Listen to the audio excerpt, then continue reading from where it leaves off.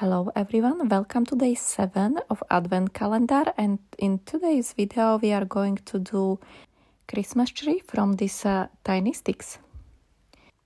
So all what you have to do is go to park and pick up some branches or even like just tiny sticks, and then you will just break them in the way to create a Christmas tree shape. Then cover edges with hot glue and dip it in the sparkles. As you can see, I have been doing on the video. I think this is one of the cheapest ornaments which I made, as it's basically cost nearly nothing.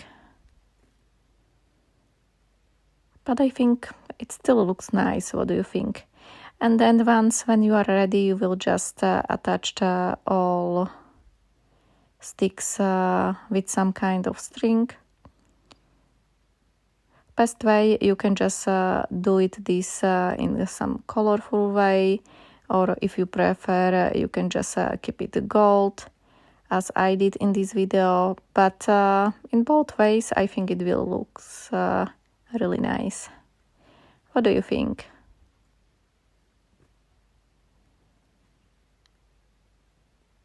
Alright, so I will just let you finish this video to watch how I pleat a whole Christmas tree.